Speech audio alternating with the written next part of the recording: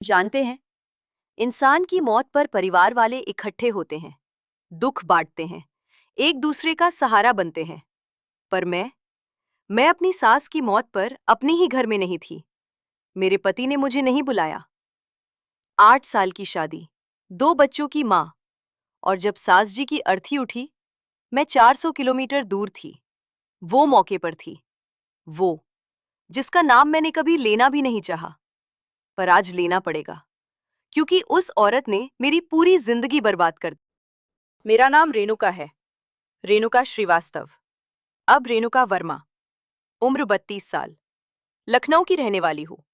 वो लखनऊ जहाँ की तहजीब और नज़ाकत पूरी दुनिया में मशहूर है। पर मेरी कहानी में न तहजीब रही, न नज़ाकत, बस धोखा था, सिर्फ धोखा। मेरा परिवार एक साधारण सरकारी परिवार था।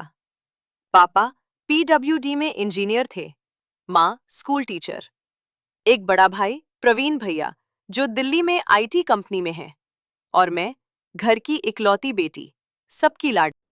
माँ हमेशा कहती थी, रेनू तू बहुत भोली है, दिल की बात चेहरे पर आ जाती है तेरे।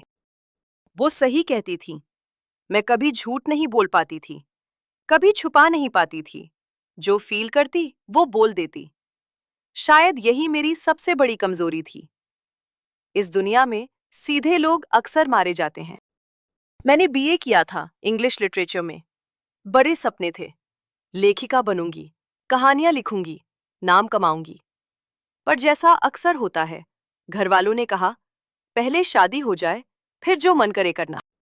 और शादी हो गई, अमित वर्मा से, वाराणसी के रहने वाले।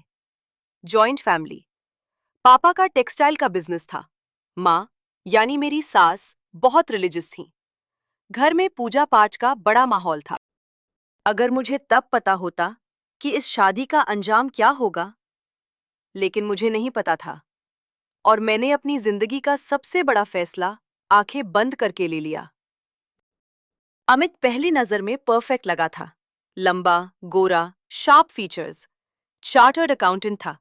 अपने पापा का बिजनेस देखता था और साथ में प्रैक्टिस भी करता था। बातें करने में होशियार, मजाकिया, और कम से कम तब तक बहुत केयरिंग।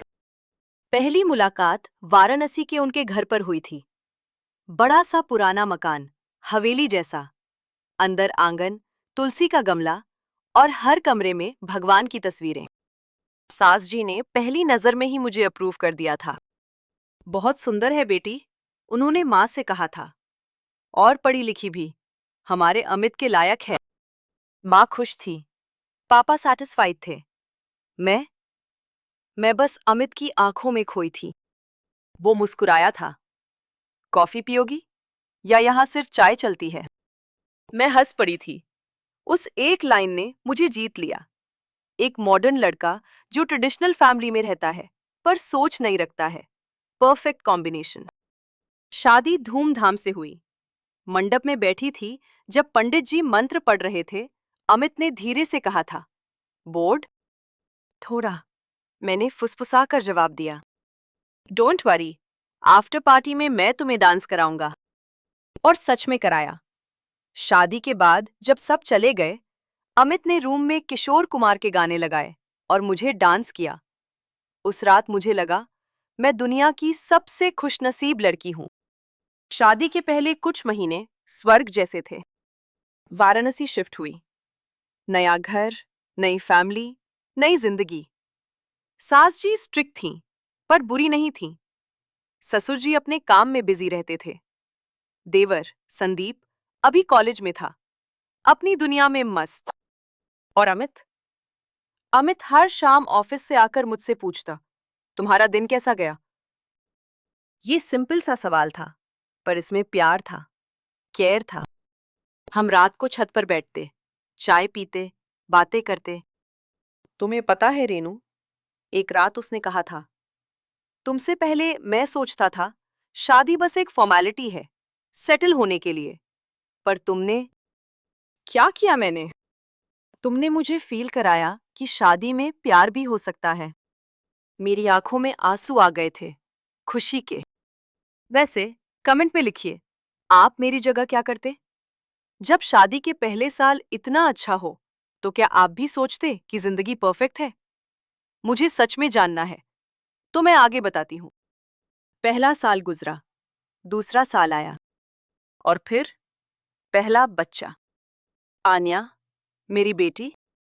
जब वो पैदा हुई, अमित की आंखों में जो चमक थी, वो मैं कभी नहीं भूल सकती। उसने उसे गोद में लिया और बोला, माय प्रिंसेस। सास जी को बेटा चाहिए था, ये मुझे पता था, पर उन्होंने ओपनली कुछ नहीं कहा। बस एक बार बोली, कोई बात नहीं, अगली बार। अगली बार भी बेटी हुई, नैना। इस बार सास जी की चुप्पी अलग थी, भारी। उन्होंने तोहफे दिए, मिठाई बांटी, पर उनकी आंखों में वो खुशी नहीं थी जो पहली बार थी। अमित ने कहा, डोंट वरी, माँ ओल्ड फैशन है, इवेंचुअली एडजस्ट हो जाएंगी। मैंने सर हिलाया, पर दिल में एक टीस थी। 2 बेटियों के बाद कुछ बदलने लगा। सास जी की बातों में टॉन्ट आ गया। बेटा, आजकल तू बहुत थकी दिखती है, घर का काम नहीं संभलता क्या? अमित को ढंग से खाना खिलाया कर, मर्द को घर का खाना चाहिए। बच्चियां तो बड़ी हो गईं, अब नौकरानी की क्या जरूरत?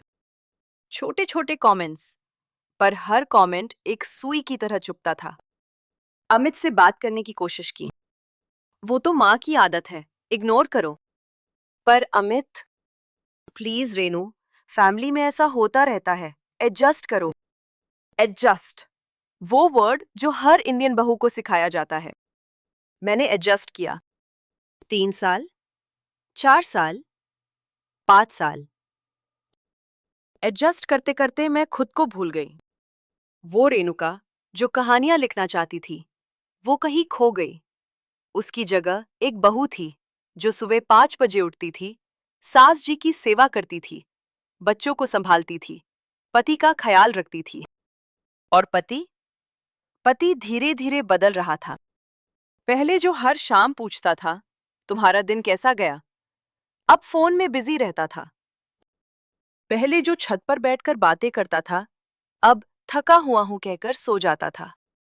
पहले जो आंखों में आंखें डालकर आई लव यू कहता था, अब तो वो वर्ड्स ही गायब हो गए थे। और तभी कुछ ऐसा हुआ जिसने सब कुछ बदल दिया। लेकिन वो थोड़ी देर बाद। पहले आपको पूरा कॉन्टेक्स्ट समझना जरूरी है। शादी का 6वां साल था। एक शाम अमित ऑफिस से लौटा, फोन पर किसी से बात कर रहा था, हंस रहा था।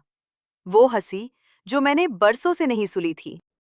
हाँ हाँ, समझ गया, ठीक है, कल मिलते हैं। फोन काटा, मुझे देखा, चेहरे का एक्सप्रेशन बदल गया। कौन था? क्लाइंट। क्लाइंट से इतनी हंसी मजाक? Renu, don't start, I am tired. वो अंदर चला गया। कुछ दिन बाद फिर ऐसा हुआ, फिर और फिर। हर बार वही जवाब, क्लाइंट है। मुझे कुछ गड़बड़ लगने लगा, पर मैंने खुद को समझाया, तू ओवरथिंक कर रही है, अमित ऐसा नहीं है।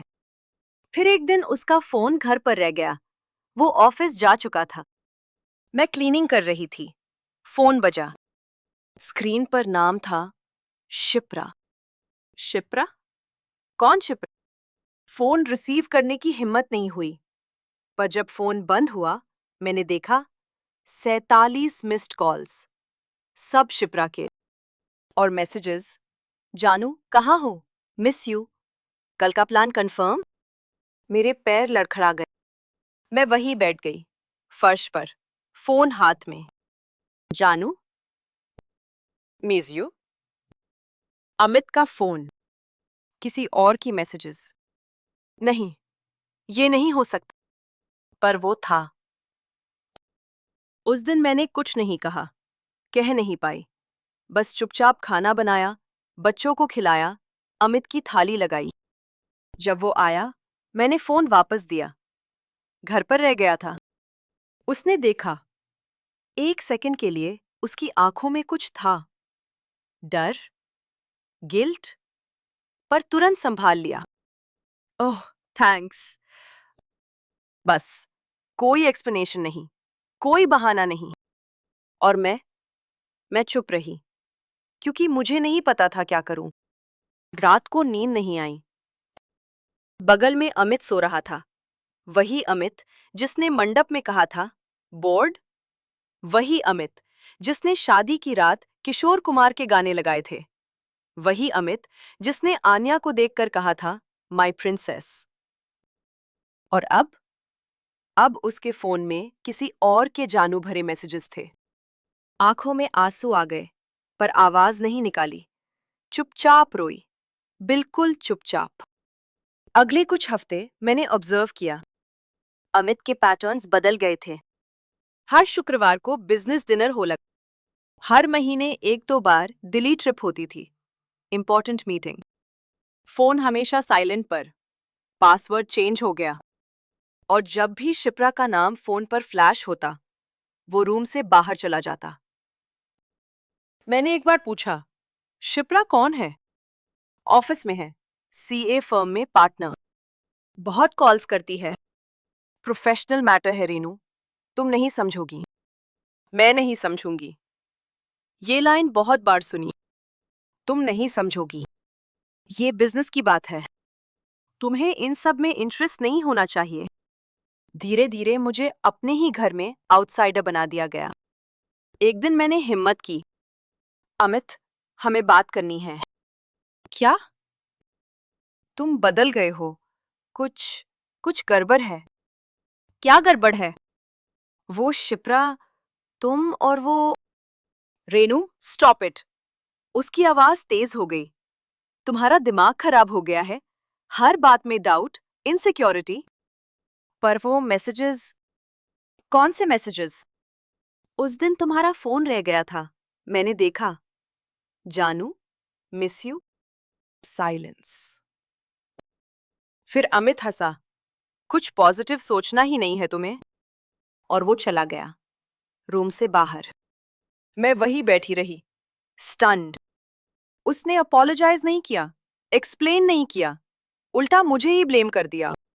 वो रात थी जब पहली बार मुझे रियलाइज हुआ, मेरी शादी खतरे में है। सास जी को कुछ बताने की हिम्मत नहीं हुई। उनके लिए अमित परफेक्ट बेटा था, कभी कोई गलती नहीं। एक बार इशारों में बात करने की कोशिश की। माँ जी, आजकल अमित बहुत बिजी रहते हैं। तो बिजनेस है बेटा, तेरे ससुर भी ऐसे ही बिजी रहते थे। मर्द की जिंदगी ऐसी होती है। बात खत्म। मैंने अपनी स्कूल फ्रेंड दीपाली को फोन किया।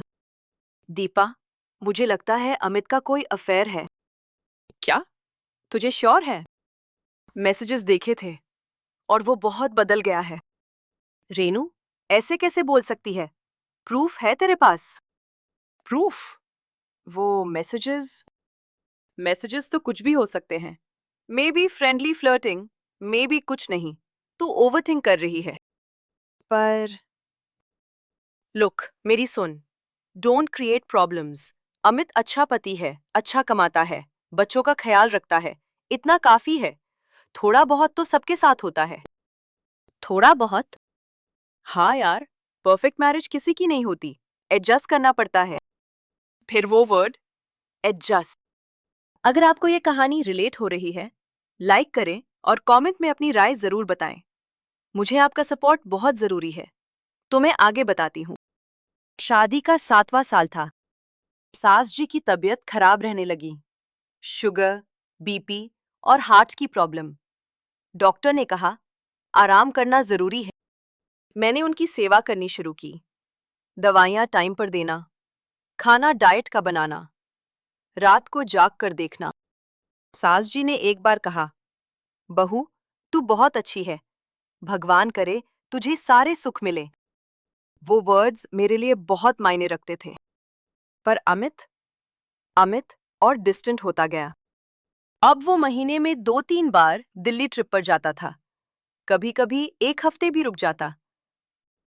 बिजनेस एक्सपैंड हो रहा है, दिल्ली में अपॉर्चुनिटीज है। मैंने मान लिया। क्या ऑप्शन था? फिर वो दिन आया। शादी की सालगिरह थी, 8वीं। मैंने सोचा, आज कुछ स्पेशल करती हूँ।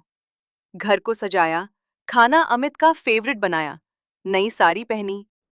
बच्चियों ने कार्ड बनाए। Happy anniversary mummy papa. Amit office गया था, शाम को आने वाला था। शाम हुई, रात हुई, अमित नहीं आया। फोन किया, स्विच्ड ऑफ। रात के 11 बज गए, 12 बज गए। सास जी बोली, जरूर कोई अर्जेंट काम होगा, कभी कभी ऐसा होता है। मैंने वेट किया, 1 बजे, 2 बजे, आखिर 3 बजे फोन आया। रेनू, मैं दिल्ली में हूँ, अर्जेंट मीटिंग थी, कल आऊंगा। अमित, आज हमारी एनिवर्सरी थी। ओह शिट, भूल गया, सॉरी, अगले साल पक्का सेलिब्रेट करेंगे। फोन काट दिया। अगले साल, जैसे इस साल कोई मायने नहीं रखता। उस रात मैं रोई, बहुत रोई, चुपचाप। बच्चियों के सोने के बाद, सास जी की दवाई देने के बाद, अकेले, बिल्कुल अकेले। कुछ दिन बाद अमित का फोन घर पर भूल गया। फिर से, इस बार मैंने देखा, इंस्टाग्राम खोला, शिप्रा का प्रोफाइल, और वहां फोटोज, अमित और शिप्रा साथ में, रेस्टोरेंट में, बीच पर, किसी रिजॉर्ट में, और captions, with my love, best trip ever, partner in crime and life. ये आखिरी बार था जब मैंने खुद को धोखा दिया। आखिरी बार जब मैंने सोचा शायद कुछ और होगा, पर अब आंखों के सामने सबूत था।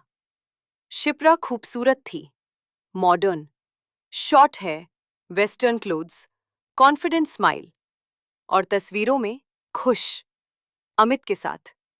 वो खुशी जो कभी मेरी थी। मैंने और देखा, एक फोटो में डेट थी, हमारी एनिवर्सरी की डेट, वही डेट जब अमित अर्जेंट मीटिंग में था। वो दिल्ली में था, शिप्रा के साथ, रिजॉर्ट में। जब मैं घर पर बच्चियों के साथ उसका वेट कर रही थी, मेरे हाथ कांप रहे थे, आंखों में आंसू, पर इस बार गुस्सा भी था। फोन वापस रख दिया, नॉर्मल एक्ट किया। अमित आया, मुस्कुराया, जैसे कुछ हुआ ही नहीं। आज खाने में क्या है? मैंने चुपचाप खाना दिया। उस रात सोचा, अब क्या करूं? डिवोर्स? बच्चियों का क्या होगा? सबको बता दूं, सास जी को दिल का दौरा पड़ सकता है। चुप रहूं, पर कब तक? कुछ डिसीजन नहीं ले पाई, बस रोती रही। कुछ हफ्ते ऐसे ही गुजरे। फिर सास जी और बीमार हो गईं। हॉस्पिटल में एडमिट करना पड़ा। डॉक्टर ने कहा, कंडीशन सीरियस है, फैमिली को रेडी रहना चाहिए। अमित रोया, बहुत रोया। माँ, कुछ नहीं होगा, आप ठीक हो जाओगी। सास जी ने उसका हाथ पकड़ा। बेटा, मेरी एक बात मान, रेनू का ख्याल रखना, वो बहुत अच्छी है, भगवान ने अच्छी बहू दी है मुझे। अमित ने सर हिलाया, मेरी तरफ देखा।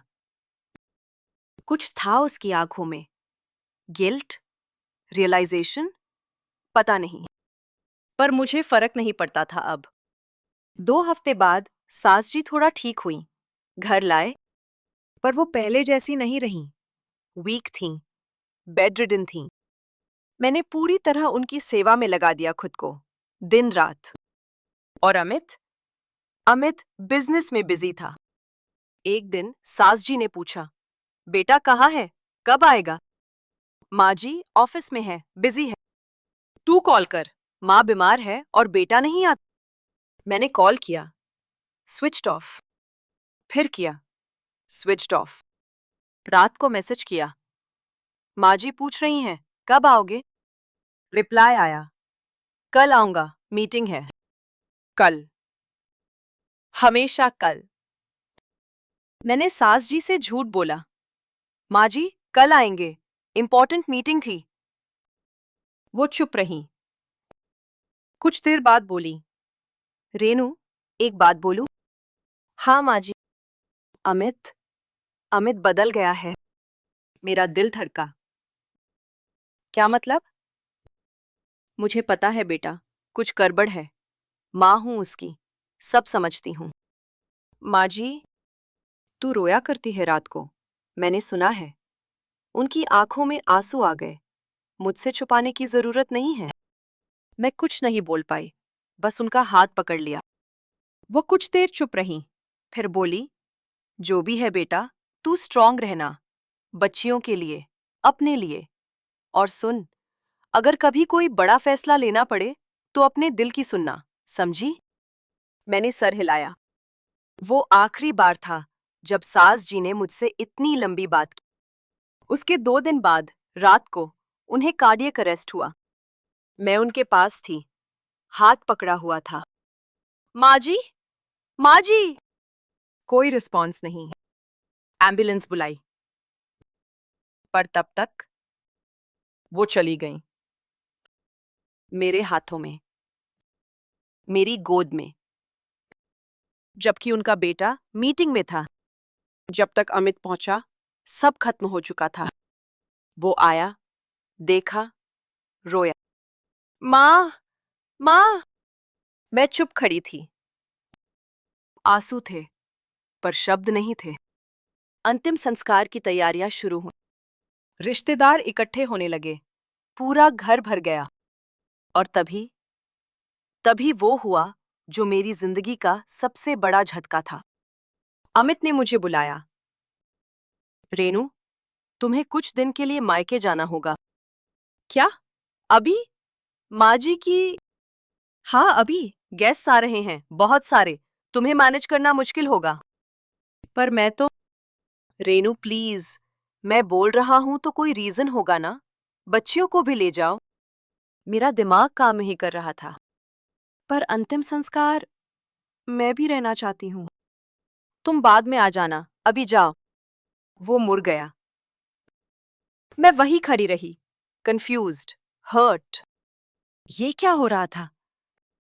मायके जाकर सोचा, शायद सच में कोई रीजन होगा। शायद गेस्ट को हैंडल करना डिफिकल्ट हो। शायद...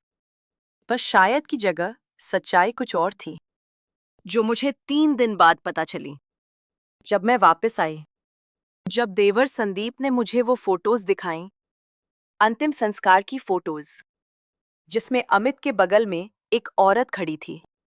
शिप्रा, सफेद साड़ी में, बहू की तरह। मेरी सास के अंतिम संस्कार में वो थी, मैं नहीं। फोन मेरे हाथ से गिर गया। संदीप कुछ बोल रहा था। भाभी, मुझे नहीं पता था। भाई ने कहा आप बीमार हैं, इसलिए नहीं आ पाई।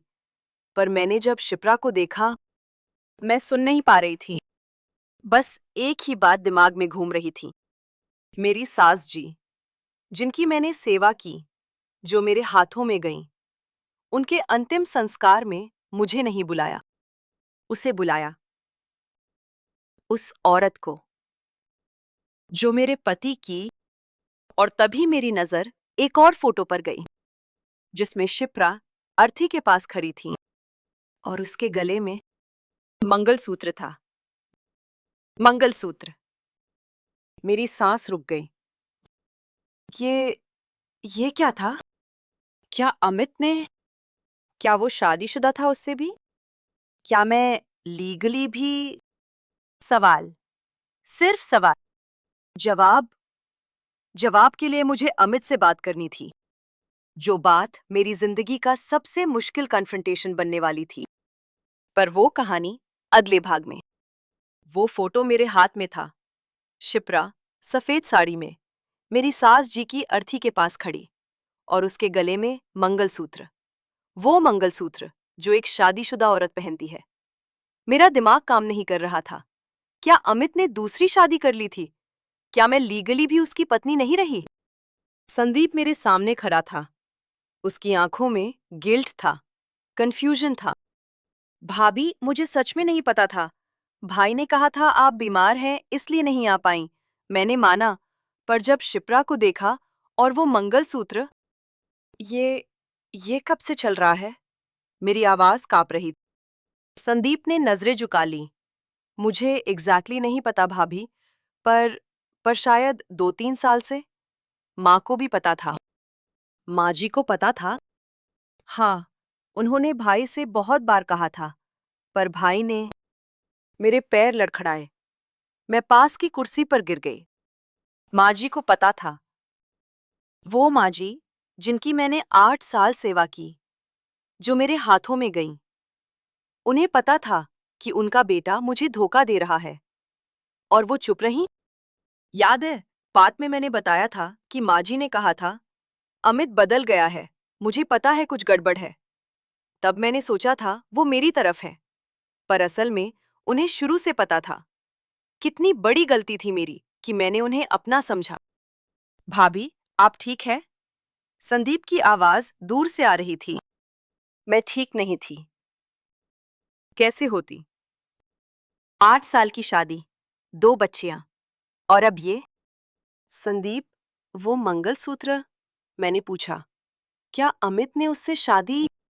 संदीप कुछ देर चुप रहा, फिर बोला, मुझे पक्का नहीं पता भाभी, पर लोग बात कर रहे थे उस दिन, अंतिम संस्कार पर, कि शिप्रा भाई की दूसरी पत्नी है। दूसरी पत्नी। ये वर्ड्स मेरे कानों में गूंज रहे थे। और कोई नहीं बोला? किसी ने नहीं पूछा कि पहली पत्नी कहाँ है?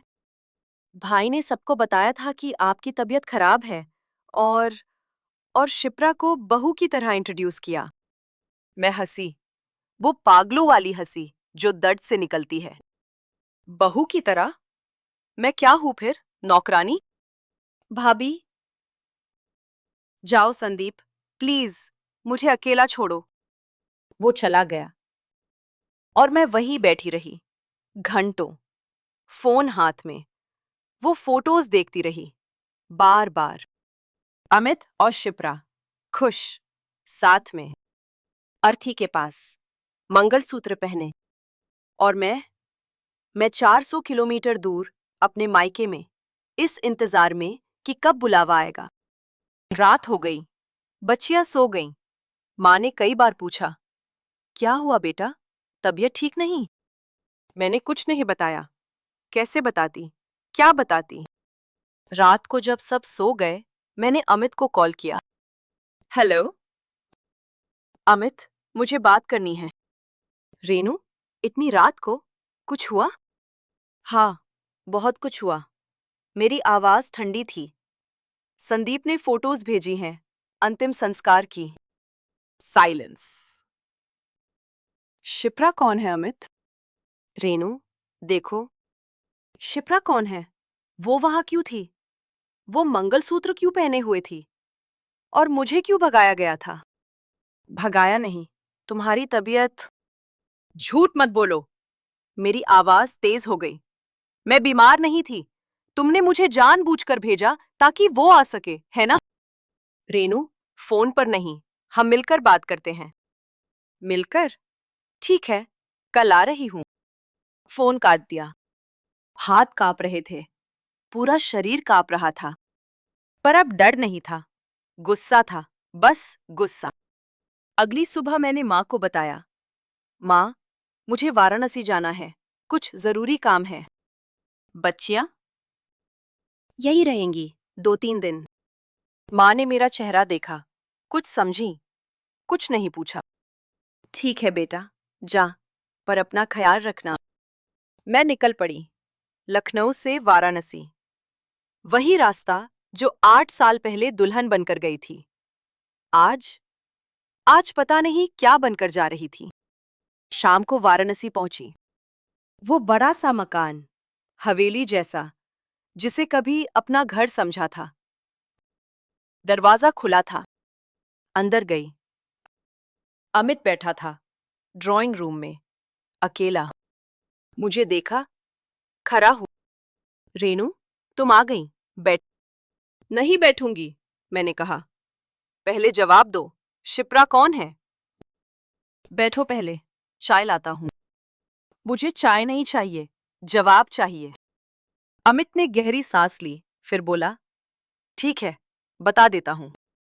वो सोफा पर बैठ गया। मैं खड़ी रही। शिप्रा से मैंने 2 साल पहले शादी की। वो वर्ड सुनकर मुझे लगा जैसे किसी ने सीने पर वार किया। 2 साल पहले, जब मैं तुम्हारी पत्नी थी। तुम अब भी हो। लीगली दोनों शादियां वैलिड है। कैसे? ये तो इल्लीगल है।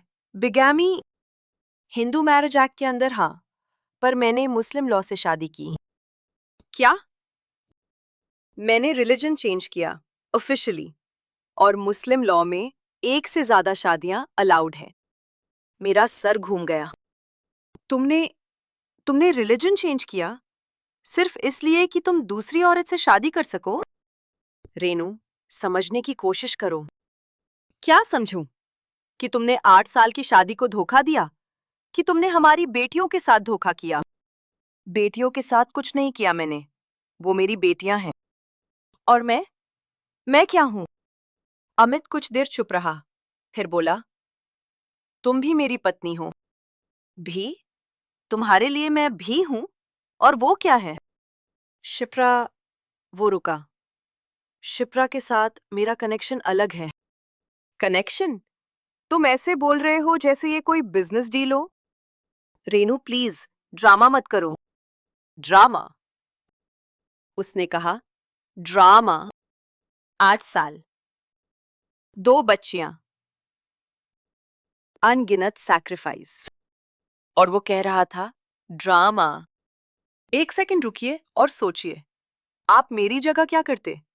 जब आपका पति आपके सामने खड़े होकर कहे कि उसने दूसरी शादी कर ली है, लीगली, और आप ड्रामा कर रहे हो? कमेंट्स में जरूर बताइए, और मैं बताती हूं कि मैंने क्या किया। मैंने गहरी सांस ली, शांत होने की कोशिश की।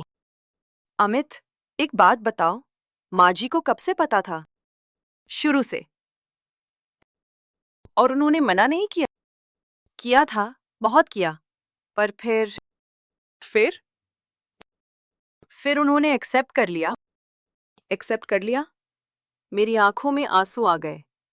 मैंने उनकी 8 साल सेवा की, हर रात उनके पास बैठी, दवाइयां दी, खाना खिलाया, और उन्होंने उन्होंने इसे एक्सेप्ट कर लिया। रेनू, और अंतिम संस्कार पर मुझे भगाया इसलिए कि वो बहू की तरह खड़ी रहे। मैं, जिसके हाथों में मां जी गई, मैं कहीं नहीं थी, और वो औरत। मेरी आवाज टूट गई। तुम जानते हो अमित, माँ जी ने मरने से पहले क्या कहा था? क्या? उन्होंने कहा था, रेनू का ख्याल रखना, वो बहुत अच्छी है। और तुमने तुमने उनकी अर्थी पर उस औरत को खड़ा किया। अमित चुप था। तुम जानते हो, सबसे ज्यादा दर्द क्या है? ये नहीं कि तुमने दूसरी शादी की, ये है कि तुमने मुझे इतना वर्थलेस समझा कि अपनी माँ की मौत पर भी मुझे नहीं बुलाया, जैसे मेरा कोई एग्जिस्टेंस ही नहीं। रेनू, ऐसा नहीं है। ऐसा ही है, मैंने कहा। और अब मुझे बताओ, आगे क्या? क्या मतलब? मतलब ये कि अब क्या होगा? मैं यहाँ रहूं, वो भी आए, हम तीनों एक साथ रहें? या तुम ऑफिशियली मुझे निकालना चाहते हो? निकालना? नहीं, ये घर तुम्हारा भी है। घर मेरा? अमित, तुमने मुझे इस घर में अपमानित किया है, हर तरह से, और अब कह रहे हो घर मेरा है? तो क्या करना चाहती हो? ये सवाल था। असली सवाल। क्या करना चाहती हो? मैंने सोचा। डिवोर्स? बच्चियों का क्या होगा? रहना? किस हालत में? लड़ना? किसके लिए? मुझे टाइम चाहिए, मैंने कहा, सोचने के लिए। ठीक है, जितना चाहो लो। वो इतना कैजुअल था जैसे कोई छोटा सा मामला हो। मैं कमरे में गई। वही कमरा जहां 8 साल पहले किशोर कुमार के गाने बजे थे। वही कमरा जहां बच्चियां पैदा हुई थीं। वही कमरा जो अब किसी और का लग रहा था। रात को नींद नहीं आई। सोचती रही, क्या करूं? अगर आपको ये कहानी रिलेट हो रही है, लाइक करें और कमेंट्स में अपनी राय जरूर बताएं। मुझे आपका सपोर्ट बहुत जरूरी है, तो मैं आगे बताती हूँ। अगली सुबह मैंने एक काम किया। शिप्ला का इंस्टाग्राम प्रोफाइल खोला, टॉक किया पूरा।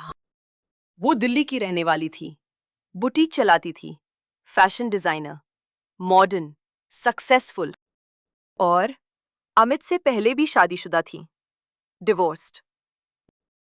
उसकी पोस्ट्स में अमित की बहुत फोटोज थीं।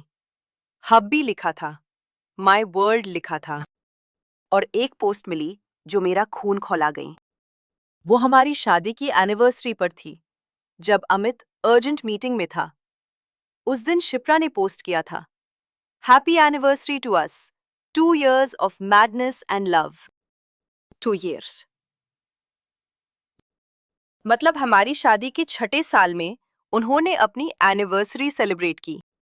मेरे रोने के उस रात को वो दोनों शैंपेन पी रहे थे। जो आगे हुआ वो मैं सबसे बुरे सपने में भी नहीं सोच सकती थी, लेकिन हुआ। मैंने शिप्रा को मैसेज किया, hi, I am Renuka, Amit's first wife, we need to talk. Reply तुरंत आया, I know who you are and no, we don't need to talk. Whatever you want to say it to Amit. Actually, ये तुमसे भी related है। Meet me once, please. बहुत देर बाद reply आया, Fine, tomorrow, 11 AM. Cafe Coffee Day, गोडोलिया। मैं जा रही थी। उस ओ चेहरा देखना चाहती थी। अगले दिन पहुंची। कफे भरा हुआ था। वो एक कॉर्नर टेबल पर बैठी थी। Black dress, red lipstick, confident. मुझे देखा, एक fake smile the. So you must be Renuka. मैं बैठ गई। Thanks for meeting. I didn't have much choice, did I? आप तो धमकी देने वाली थी शायद। धमकी? मैंने हंसा। मैं धमकी देने नहीं आई, बस समझना चाहती हूँ। क्या समझना है? तुम्हें पता था वो शादीशुदा है? यस। बच्चियां हैं? यस। फिर भी? वो थोड़ा अनकंफर्टेबल हुई। लुक, मैं जस्टिफाई नहीं करूंगी। जो है सो है। अमित और मेरे बीच जो है वो रियल है। रियल? मेरी आवाज थोड़ी तेज हो गई। तुम्हारे लिए रियल है, मेरे लिए क्या है? 8 साल की रिलेशनशिप का क्या? That's between you and Amit. नहीं, ये तुमसे भी रिलेटेड है। तुम जानती थी वो मैरिड है, फिर भी तुमने। मैंने क्या? वो भी तेज हुई। मैंने फोर्स नहीं किया, वो खुद आया, खुद चूज किया। अगर तुम्हारी शादी इतनी स्ट्रांग होती तो वो कभी मेरे पास नहीं आता। ये वर्ड्स चुभ गए, क्योंकि कहीं ना कहीं वो सच थे। शायद मैं इनफ नहीं थी। शायद मैंने कुछ मिस किया। शायद। देखो रेणुका, शिप्रा ने कहा, मैं तुम्हारी दुश्मन नहीं हूं। I feel sorry for you, सच में। पर मैं अमित को नहीं छोड़ूंगी। और ऑनेस्टली, वो भी तुम्हारे पास नहीं लौटेगा। Not fully. इसलिए इसलिए इसलिए जो बेस्ट डिसीजन है वो लो। अपने लिए, अपनी बच्चियों के लिए। वो उठी, बैग उठाया, जाने लगी। One more thing. वो रुकी। अर्थी वाली बात? वो अमित का आइडिया था। मैंने कहा था स्ट्रेंज लगेगा, पर उससे इंसिस्ट किया। So don't blame me entirely. और वो चली गई। मैं वहीं बैठी रही। कॉफी ठंडी हो गई। आंसू गर्म थे। बहुत देर बाद उठी, बाहर निकली, और तभी फोन बजा। लखनऊ का नंबर। माँ। हाँ माँ। बेटा जल्दी आ, आन्या की तबीयत खराब है। क्या हुआ? बुखार है बहुत तेज, हॉस्पिटल ले जा रहे हैं। मेरा दिल बैठ गया। आन्या, मेरी बच्ची। मैं भागी। Station, train, Lucknow. पूरे रास्ते बस एक ही सोच थी, आन्या ठीक हो जाए, प्लीज भगवान। लखनऊ पहुंची, हॉस्पिटल गई। आन्या आईसीयू में थी। देंगे। डॉक्टर ने कहा, प्लेटलेट्स बहुत गिर गई हैं, क्रिटिकल है। मेरी दुनिया घूम गई। अमित को फोन किया। अमित, आन्या हॉस्पिटल में है, डेंगी है, सीरियस कंडीशन। क्या? कब हुआ? आज। प्लीज आ जाओ। रेनू, मैं मेरे पास एक इम्पोर्टेंट मीटिंग है कल। मीटिंग? मेरी चीख निकल गई। तुम्हारी बेटी आईसीयू में है और तुम्हें मीटिंग की पड़ी है। Renu, calm down. मैं देखता हूँ, आप आओ तो। देखता हूँ? अमित, ये तुम्हारी बेटी है। तुम्हारी। फोन कट गया। मैं वहीं रो पड़ी। हॉस्पिटल की कॉरिडोर। माँ पास आई। क्या हुआ बेटा? कुछ नहीं माँ। पर माँ समझ गई। वो चुप रही, बस मेरा हाथ पकड़ लिया। 2 दिन आईसीयू में। आन्या और मैं। अमित नहीं आया। मीटिंग थी, वर्क था, ट्रैफिक था, बहाने थे। पर असलियत ये थी, उसे फर्क नहीं पड़ता था। तीसरे दिन आन्या को होश आया। मुम्मा। मैं रो पड़ी, खुशी से। हाँ बेटा, मैं हूं। पापा कहाँ है? ये सवाल। इस सवाल का जवाब क्या दूं? पापा को काम था बेटा, पर वो जल्दी आएंगे। झूठ। पर क्या करती? 1 हफ्ते बाद आन्या ठीक हुई, घर आई। अमित तब भी नहीं आया। एक फोन कॉल आई, बस। आन्या कैसी है? ठीक है। ओके, मैं बिजी हूँ, बाद में बात करता हूँ। बिजी। बेटी आईसीयू में थी और वो बिजी था। उस रात मैंने फैसला किया, डिवोर्स। बच्चियों के लिए भी और अपने लिए भी। ऐसे इंसान के साथ नहीं रह सकती। अगली सुबह लॉयर से मिली, सब कुछ बताया। लॉयर शर्मा जी बुजुर्ग थे, तजुर्बेकार थे। बेटी, केस स्ट्रांग है। दूसरी शादी, डिजर्शन, ये सब ग्राउंड्स हैं। और बच्चियों की कस्टडी मदर को यूजुअली मिलती है, स्पेशली इस उम्र में। प्रॉपर्टी उसमें थोड़ा कॉम्प्लिकेटेड होगा, पर लड़ेंगे। ठीक है, फाइल कीजिए। डिवोर्स पिटिशन फाइल हो गई। अमित को नोटिस गया। फोन आया। रेनू, ये क्या कर रही हो? वो जो करना चाहिए था बहुत पहले। डिवोर्स? बच्चियों का क्या होगा? बच्चियों की मुझे चिंता है, तुम्हें तो थी नहीं। आन्या आईसीयू में थी और तुम। वो मजबूरी थी। सुनो अमित, मैंने बीच में टोका। अब बहाने बंद करो, कोर्ट में मिलते हैं। फोन काट दिया। और तभी मुझे कुछ ऐसा पता चला जिसने सब कुछ पूरी तरह बदल दिया। लेकिन वो अगले पार्ट में। अभी तो बस इतना। उस शाम प्रवीण भैया आए, दिल्ली से। रेनू, मुझे बात करनी है। बोलिए भैया। अमित के बारे में कुछ पता चला है? क्या? वो वो फाइनेंशियली ट्रबल में। क्या मतलब?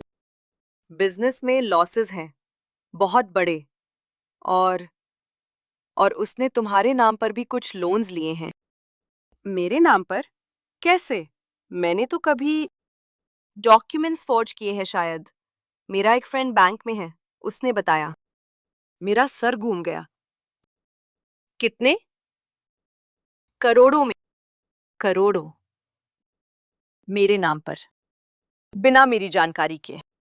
भैया, इसका मतलब डिवोर्स और भी जरूरी है, वरना तुम भी फंस जाओगी।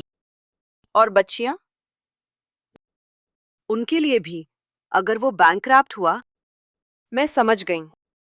ये सिर्फ बेवफाई नहीं थी, ये फ्रॉड भी था। और शायद शायद और भी कुछ। भैया, वो शिप्रा, उसके बारे में भी कुछ पता चला है? क्या? भैया ने अपना फोन निकाला, एक आर्टिकल दिखाया। पढ़ो। मैंने पढ़ा और पढ़ते हुए मेरे होश उड़ गए। शिप्रा का असली नाम प्रिया था। वो पहले भी किसी मैरिड आदमी के साथ रही थी। उसका ट्रैक रिकॉर्ड था। और सबसे बड़ी बात, वो एक फ्रॉड केस में वांटेड थी। Money laundering. वही शिप्रा जिसके गले में मंगलसूत्र था। वही शिप्रा जो मेरी सास जी की अर्थी पर खरी थी। वो क्रिमिनल थी। और अमित? अमित उसके साथ फंसा हुआ था। या शायद शायद वो भी इस सब में शामिल था। भैया, ये सब बहुत कॉम्प्लिकेटेड है रेनू, पर अब तुम्हें बहुत केयरफुल रहना होगा।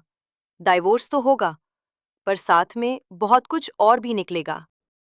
मैंने फोन नीचे रख खिड़की से बाहर देखा। सूरज डूब रहा था और मेरी जिंदगी में भी अंधेरा छा रहा था। पर इस बार मैं डरी नहीं। इस बार मैं लड़ने के लिए तैयार थी। वो आर्टिकल मेरे सामने था। शिप्रा, जिसका असली नाम प्रिया था, मनी लॉन्ड्रिंग केस में वांटेड। और अमित? अमित करोड़ों के फ्रॉड में फंसा हुआ, मेरे नाम पर लोन्स, मेरी जानकारी के बिना। उस रात मैंने समझा, ये सिर्फ बेवफाई नहीं थी, ये पूरा षड्यंत्र था। और मैं इसकी सबसे बड़ी शिकार थी। प्रवीण भैया ने अगले दिन एक मीटिंग अरेंज की। उनके लॉयर फ्रेंड एडवोकेट मिश्रा और एक सीबीआई ऑफिसर जो भैया के college friend. Mrs Verma, CBI officer ने कहा, आपके हस्बैंड और उनकी तथाकथित दूसरी पत्नी बड़े रैकेट में इन्वॉल्व है। Money laundering, tax aviation, fake कंपनियां, और ये सब आपके नाम से भी हो रहा है। मेरे नाम से? पर मैंने तो कभी। आपने नहीं किया, पर आपके डॉक्यूमेंट्स यूज हुए हैं। फोर्ज सिग्नेचर्स, आधार कार्ड, पैन कार्ड, सब कुछ। मेरा सर घूम गया। इसका मतलब मैं भी। अभी आप विक्टिम हैं, पर अगर आपने एक्शन नहीं लिया तो आप भी फंस सकती हैं। क्या करना होगा? पहला, कंप्लेंट फाइल कीजिए अपने हस्बैंड और शिप्रा के अगेंस्ट। दूसरा, डिवोर्स पिटिशन में ये सब ऐड कीजिए। तीसरा, अपनी बच्चियों की कस्टडी के लिए लड़िए अभी। और वो पल आ गया जिससे मैं डर भी रही थी और इंतजार भी कर रही थी, सच्चाई का पल। मैंने कंप्लेंट फाइल की। अमित को पता चला। वो पागलों की तरह फोन करने लगा। रेनू, ये क्या किया तुमने? पुलिस? सीबीआई? तुम जानती हो इसका क्या मतलब है? हाँ, जानती हूँ। तुमने मुझे बर्बाद कर दिया। मैंने नहीं, तुमने खुद को बर्बाद किया और मुझे भी बर्बाद करने की कोशिश की, पर अब नहीं। रेनू प्लीज सुनो, हम बात कर सकते हैं। मैं सब ठीक कर दूंगा, बस केस वापस ले लो। नहीं। क्या चाहती हो? पैसे? प्रॉपर्टी? कुछ भी, बस। मुझे कुछ नहीं चाहिए, बस मेरी बच्चियां और मेरी आजादी। बच्चियां मेरी भी हैं। तुम्हारी? वो बेटियां जिनसे मिलने भी नहीं आए, जिनकी जब आईसीयू में थीं तब भी तुम मीटिंग में थे, वो तुम्हारी बेटियां हैं। साइलेंस। अमित, एक बात सुनो, अच्छे से सुनो।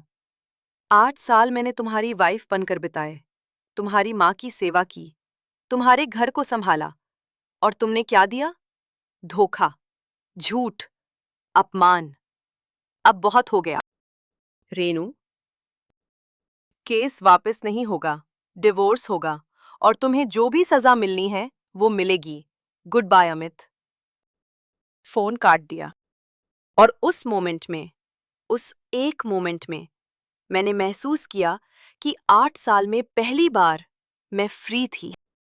अगले कुछ महीने बहुत तूफानी थे। Court cases, hearings, police statements, media coverage. हाँ, मीडिया कवरेज भी। जब सीबीआई ने अमित और शिप्रा को अरेस्ट किया तो लोकल न्यूज में आ गया, वाराणसी के बिजनेसमैन गिरफ्तार, करोड़ों का फ्रॉड, और साथ में शिप्रा की फोटो। वही शिप्रा जो मेरी सास जी की अर्थी पर बहू बनकर खड़ी थी। पता चला, शिप्रा का ये पहला केस नहीं था। वो पहले भी 2 और मैरिड मैन को फंसा चुकी थी। सेम पैटर्न, शादी, ट्रस्ट गेन करना, फिर फ्रॉड में शामिल करना। और अमित? अमित बस एक और विक्टिम था, या विलिंग पार्टिसिपेंट। कोर्ट में जब एविडेंस आए तो पता चला अमित शुरू से शामिल था। शिप्रा से मिलने से पहले भी उसने कुछ क्वेश्चनेबल डीलिंग्स की थी। शिप्रा ने बस उसे बिगर क्राइम्स में इन्वॉल्व किया।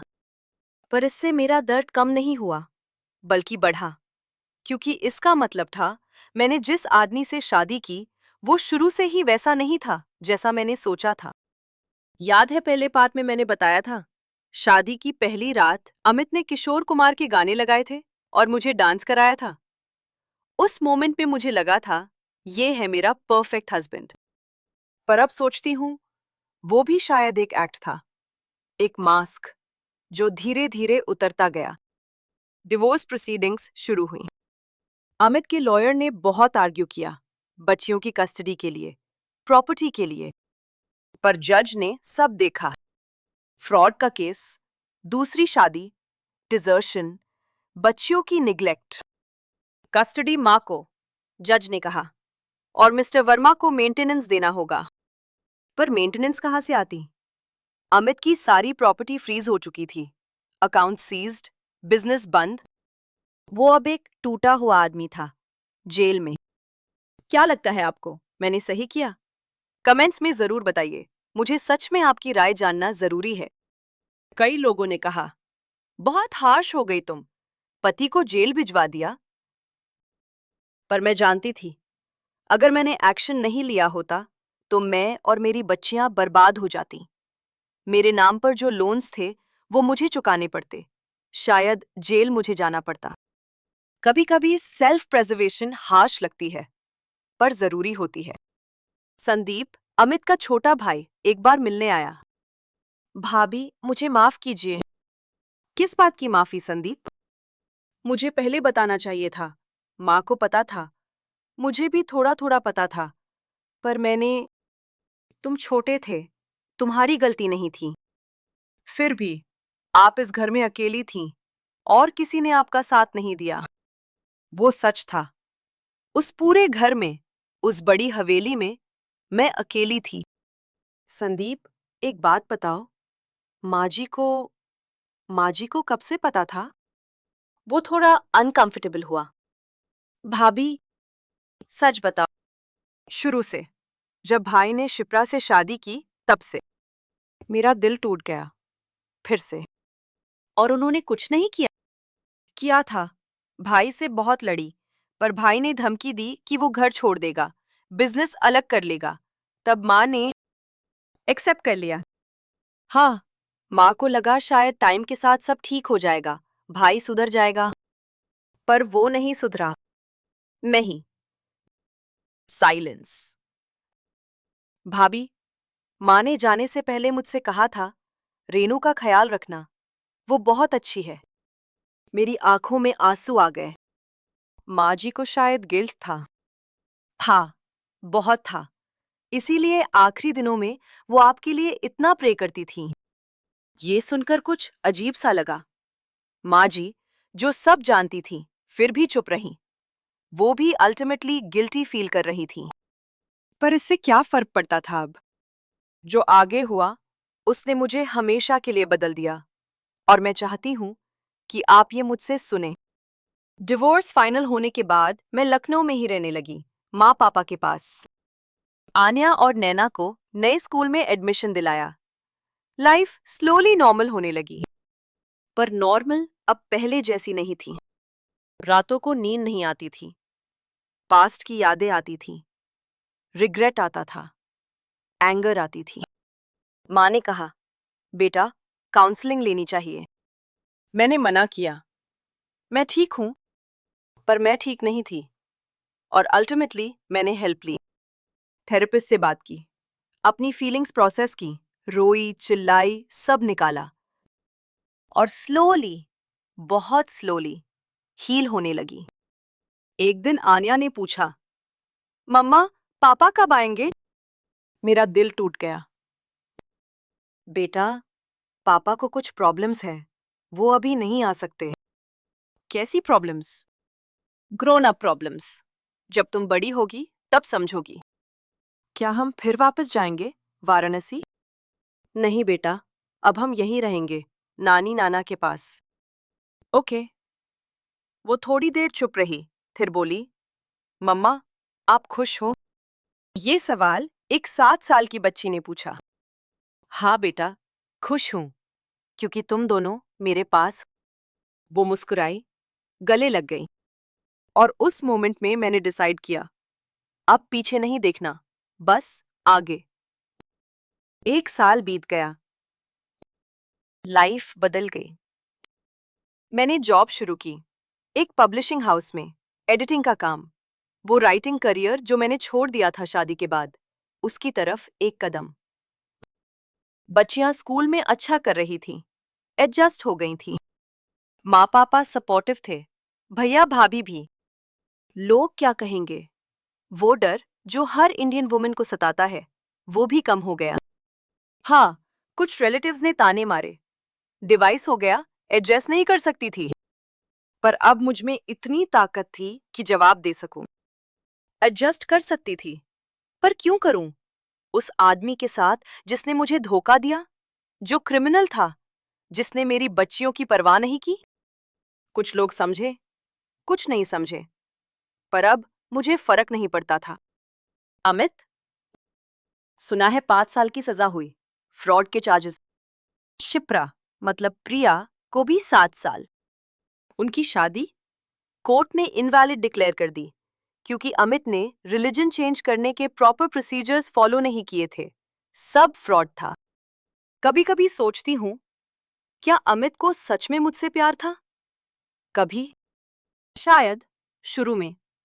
पर वो प्यार कहीं खो गया, ग्रीड में, एम्बिशन में, रॉन्ग चॉइसेस में। और मैं बस एक चैप्टर थी उसकी लाइफ का, जो उसने बंद कर दिया। पर मैंने भी वो चैप्टर बंद कर दिया, हमेशा के लिए। 2 साल बाद, दिवाली की रात, लखनऊ की गलियां लाइट्स से जगमगा रही थीं। पटाखों की आवाजें, मिठाइयों की खुशबू। मैं बालकनी में खड़ी थी। बच्चियां अंदर पापा के साथ पूजा कर रही थीं। माँ पास आई। क्या सोच रही है बेटा? बस यूं ही, लाइफ के बारे में। कैसी लग रही है लाइफ अब?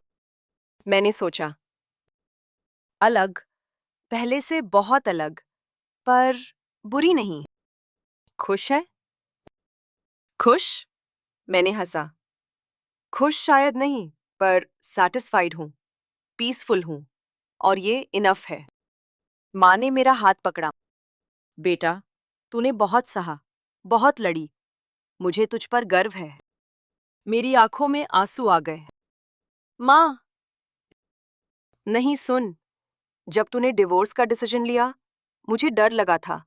लोग क्या कहेंगे, समाज क्या सोचेगा, पर अब देखती हूँ, तूने सही किया।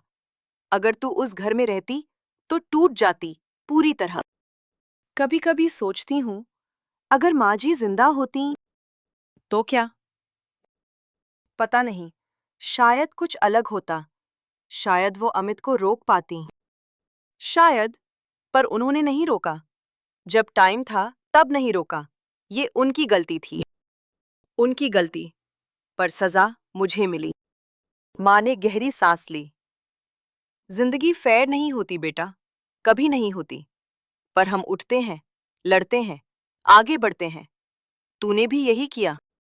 हाँ, यही किया। आन्या और नैना बाहर आईं। मुम्मा, फूलझड़ी चलाए। मैं मुस्कुराई। चलो। हम नीचे गए, छत पर, पूरा परिवार। मैंने पहली फूलझड़ी जलाई। स्पार्क्स निकले, हवा में बिखरे, और गायब हो गए। जैसे मेरा पास्ट, जो अब बस यादें थी। स्पार्क्स जो कभी थे और अब नहीं। मम्मा, देखो कितनी ब्राइट है, नैना चिल्लाई। हाँ, ब्राइट थी। और मैं भी, पहली बार, सच में। आज जब पीछे मुड़कर देखती हूँ, तो एक अलग रेणुका दिखती है। वो रेणुका जो 8 साल पहले एक दुल्हन बनकर वाराणसी गई थी। वो भोली थी, नाइव थी, हर किसी पर ट्रस्ट कर लेती थी, एडजस्ट करो सुनकर चुप हो जाती थी। वो रेणुका जो सास जी की अर्थी पर भी नहीं बुलाई गई। वो टूटी हुई थी, बिट्रेड थी, पर हारी नहीं थी। और आज की रेणुका? आज की रेणुका स्ट्रांग है, इंडिपेंडेंट है, सिंगल मदर है, जो अपनी बच्चियों को अकेले पाल रही है। क्या जिंदगी परफेक्ट है? नहीं। क्या कभी कभी अकेलापन फील होता है? हाँ। क्या पास्ट की यादें आती हैं? जरूर। पर अब मैं उन यादों की कैदी नहीं हूं।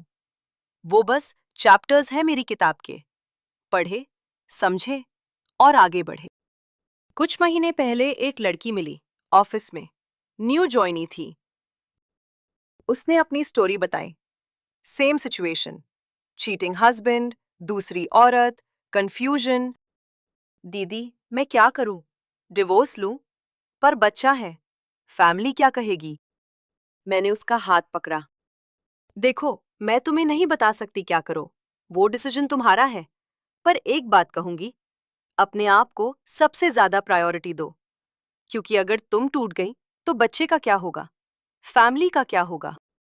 पर लोग बहुत कुछ कहते हैं, पर लोग तुम्हारी जिंदगी नहीं जीते, तुम जीती हो, तो डिसीजन भी तुम्हारा। वो सोचती रही। आपने क्या किया था?